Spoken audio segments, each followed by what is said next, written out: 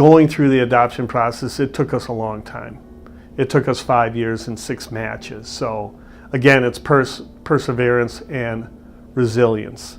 You have to see the light at the end of the tunnel if there is no light that you can see. But that being said, I think the wait and keeping faith in the process, I think that was a very telling point, for lack of a better term, of my relationship with my wife. It was a hard road to hoe.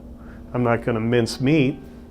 It was. Ours was not typical, and it was tough. But we got through it. We persevered, and look what I have now. I mean, it couldn't have worked out any better. It absolutely could not have worked out any better. Those children found us. I didn't find those children. I truly believe that's how it goes down. And you know, nobody told me that immediately you would have this unconditional love for another human being, instantaneous. And ours came down. Our birth mother had checked us out 6 months prior to, had never contacted us. So we got a phone call saying, we have a situation in Kansas City, Missouri. She checked you out 6 months ago. You have an hour to decide. She's in labor. We don't have a lot of health history. You have an hour to decide. It's twins. Call us back. So we looked at each other. We said, let's do this.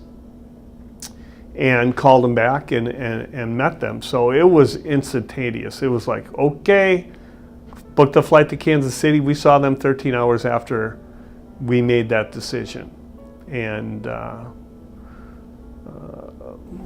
immediately you have this bond. And to make a long story short, the children were reclaimed. 3 days later, the birth mother kept the children. We flew back, and after this was our 6th match, my wife said 2 things. We'll see those kids again, and I can't do this anymore. So, a week later, I'm in Kansas City, not wanting to be in Kansas City because there's a bad scene, right? In the middle of I had a new client meeting. Right in the middle, my adoptive lawyer calls. I'm in Kansas City. Why is he calling me? It was the strangest set of circumstances. And I picked up the phone and he said, Sierra wants to give up the kids. Do you want the kids? I said, yes. He said, call me in 3 hours. I'll have a placement date next Friday. We'll have a time and a date to get temporary custody.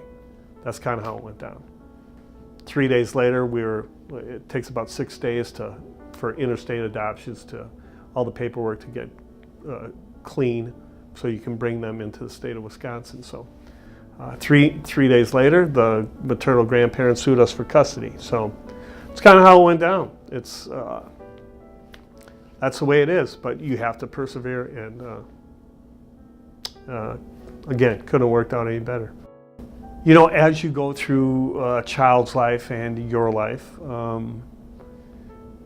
your vision changes in your life. Obviously, your career aspects, the most important thing in your life is your children, and it's changed my outlook. It's shifted my outlook toward my children.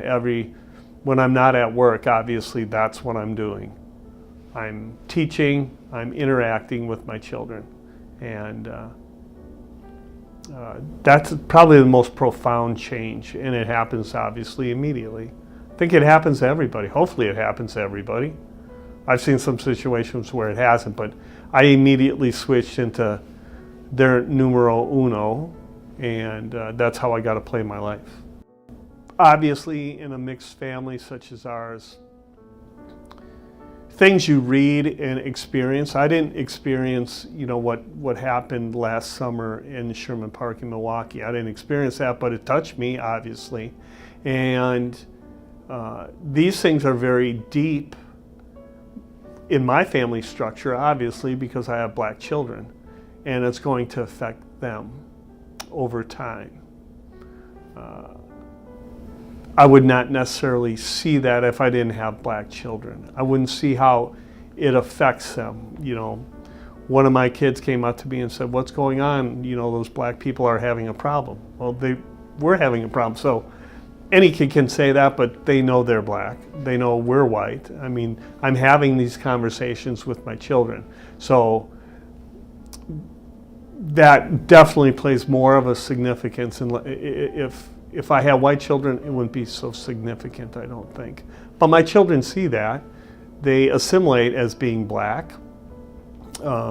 They know they're black. They know we're white. We've had these conversations. And we continue to have these conversations, and we will continue to have these conversations. And it's effective. It's just how we look at life.